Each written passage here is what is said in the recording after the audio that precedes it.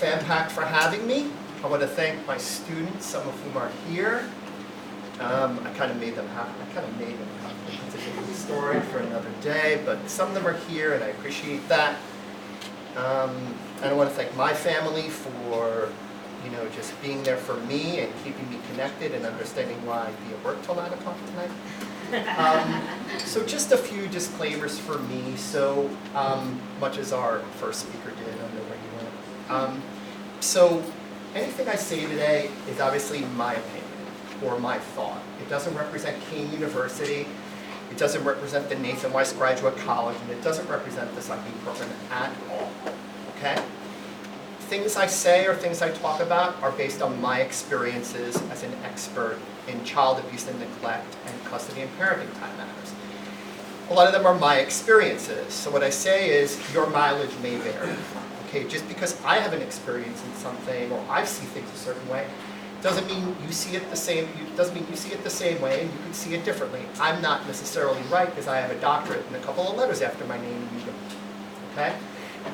Also, I like to say I'm a lot of things, but I'm also not a lot of things. I'm not a lawyer, so I can't give anybody any legal advice. And nothing I say here should be construed as any legal or any advice at all. Okay? And then finally, I have no conflicts of interest to disclose. I'm not being paid to be here today. When David emailed me after another colleague told me about it, it's the first time we ever talked. So no conflicts of interest, and we're not being paid to be here today. So just about me, I think the slide summarizes it very well. I've been an associate professor here at Kean University since 2007. Most of my time is spent here teaching my students. I teach courses in assessment and ethics and the law. I do research on child custody and parenting time matters and child abuse and neglect matters, and I'm licensed in New York and New Jersey. And when I'm not here, a very small percentage of the time, I do have a private practice where I specialize in these types of assessments and treatment. But it is a very small part of what I do. So just some initial thoughts. So when we think about separation and divorce, people separate and divorce for a lot of reasons. Some of them revolve around financial, interpersonal, or interpersonal difficulties, but everybody's separation and divorce is different. They all have different things about it, and we can't assume that everybody's separation or divorce is the same. Also, there are times, and I think it's more than we think, that separation or divorce is healthy. Okay? Some people probably shouldn't have married at all. They shouldn't have married who they married, or they got married at the wrong time in their lives. So as soon as everybody becomes aware of this and moves on, it's better for everybody. And we all have heard like the axiom, stay together for the kids, right? So it's a song, people say it, but it's almost never healthy. So children, parents, when they are dealing with a lot of marital conflict or interpersonal conflict, it impacts parenting. And certainly children being exposed to any form of intimate partner violence, and that includes verbal arguments, that's not good for child development in any way, shape, or form. So as the film and our assembly women spoke about, obviously we understand that children often benefit from the involvement of both parents in their lives, and that's the optimal outcome. But that's not always possible. There are cases where a parent has been abusive or neglectful to that child, and I'm sure we can all think about ways where that might mean that that child shouldn't have access to that parent.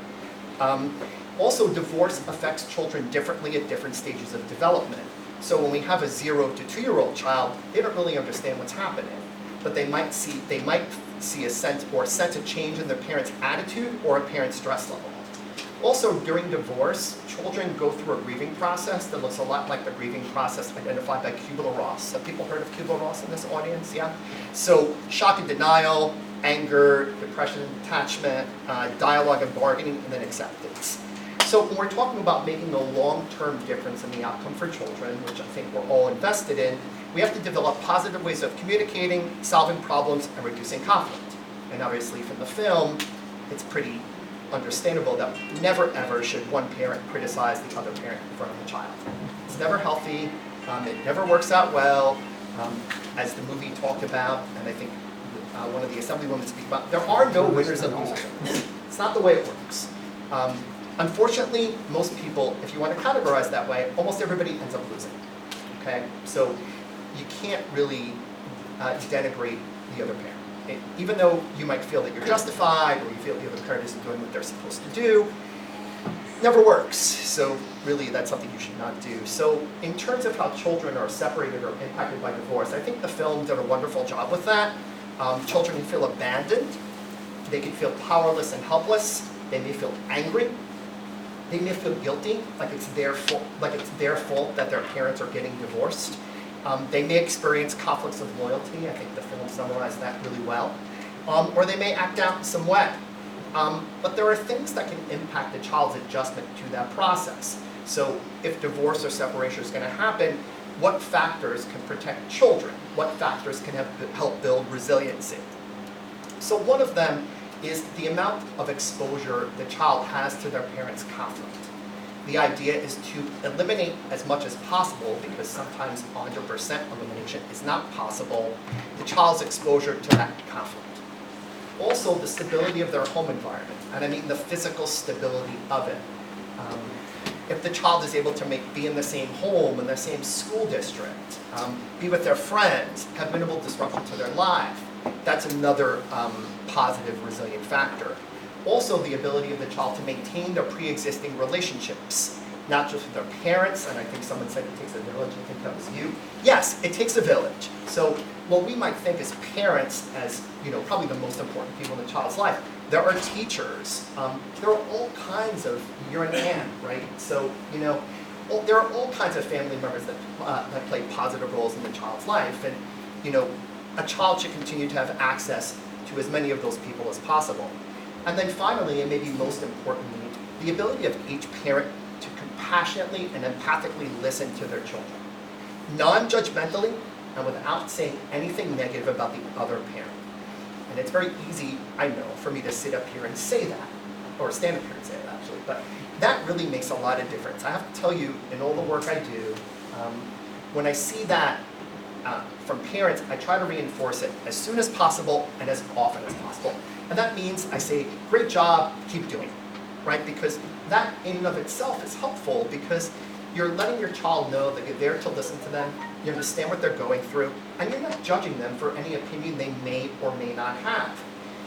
In the world we live in, we're all free to disagree with each other, and some of you might disagree with everything I'm saying up here today, and that's totally fine, okay? But validation is what's important. It's not about whether you're right, or I'm right, or you're wrong, or whatever gray area you might want to think about. But if you can validate someone else's opinion and say, I hear you, I understand what you're saying, I may not agree, but I totally understand your right to have that opinion, it would just be a better world. Our world is very short on kindness and empathy these days, and we need more of it. So, we need to try to be the change you want to be, and I certainly encourage parents, even though they're going through a lot of conflict, to be kind and as empathic as possible. It's not easy, and there are days I want to pull, I guess I can't pull my hair out of my head, it's already gone, but I mean, there are times where I really want to just, say, what are you doing? Like, this can be solved, we can work this out, but this is not the way we're going to do it. We're going to do it differently. And there are times where I have to say that, hey, you're doing this the wrong way. So children also deserve rights, and one of the things that has been covered a lot today is meaningful relationships with both parents, if that's possible. Again, there are, and especially working in child abuse and neglect cases and child maltreatment cases, there are cases I get where a parent really shouldn't be around a child, where there's horrific physical abuse, horrific sexual abuse that's been substantiated. That, obviously it's not in that child's best interest to have access to that parent. Obviously remaining separate from their parents' differences is another right for children. Being physically and emotionally safe. As I said, being able to express their opinions and their feelings in a non-judgmental manner. And finally, getting to be children and not being little adults. So children, especially as they're school age, have two very important tasks, and they rhyme. Socialization and education, right? When you think about children, those are our two major tasks. Learn something and make friends. So the more we let children do that and keep them out of issues such as separation and divorce, the better off kids are going to be. So if you're a parent, what can you do? what can you do to intervene and be successful and guide your child through this to the best that you can?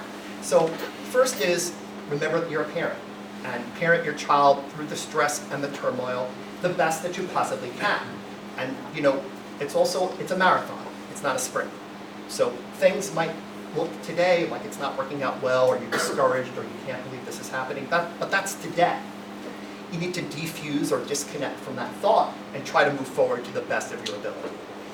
Also, concentrate on what you need to do, not what your parenting partner is doing or not doing, unless their inaction is abusive or neglectful. Also, maintain as much structure as possible. Don't let guilt interfere with positive parenting practices. And that's discipline when required, not corporal, but reasonable non-physical discipline. Nurturance and respect. That's positive parenting. And again, co-parenting is always the optimal outcome, always. But that might not work out right away. It's going to need work. Sometimes it needs the intervention of a professional.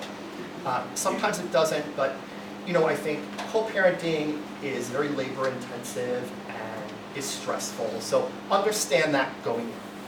So what do I do in this whole system? So psychologists try to the best of their ability to be helpful to children, parents, and other family members going through separation and divorce. Now, not all psychologists are trained to do what I do.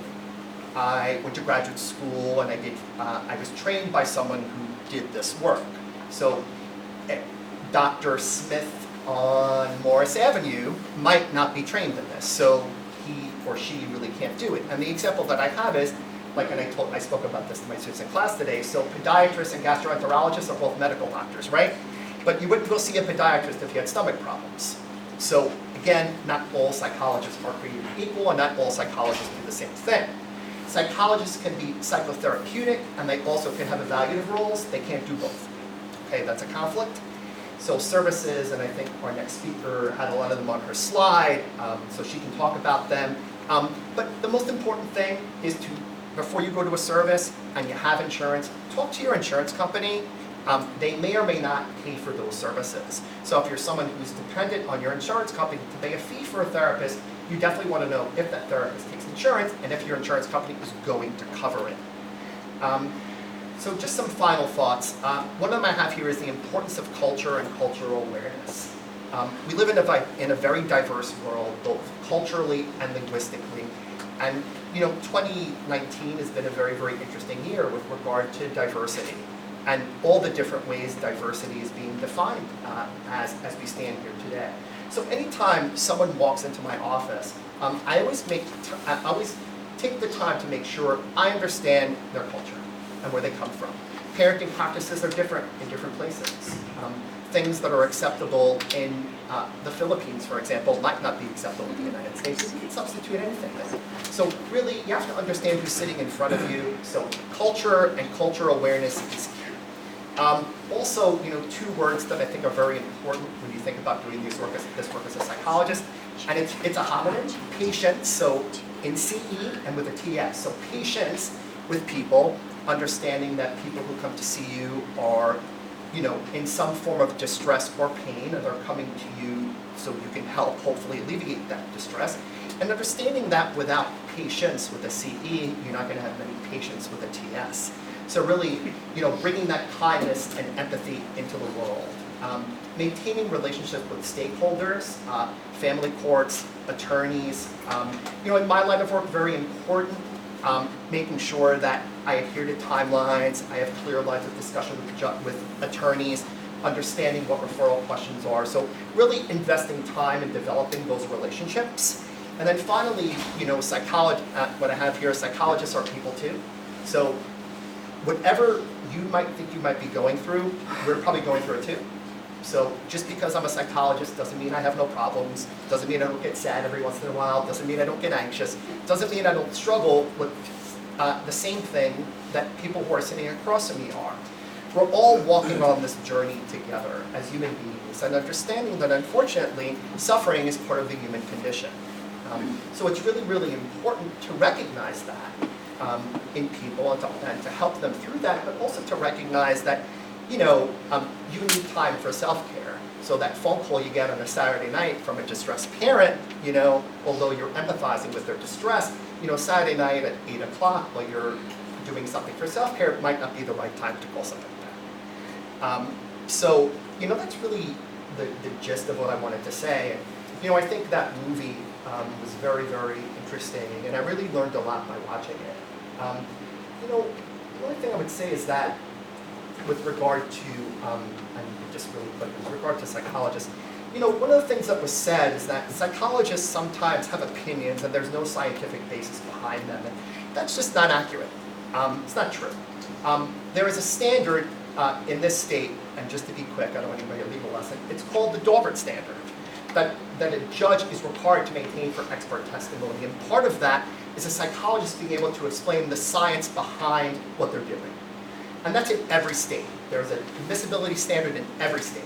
And as psychologists, we're committed ethically to the evidence-based practice of psychology, which is based on science. So I just wanted to say that, again, the people who directed the movie might not have known that, but I just want to make sure I dispel that myth that psychologists have opinions and there's no science behind them. I can't speak for every psychologist, obviously, but that's not completely accurate. Okay? Thank you.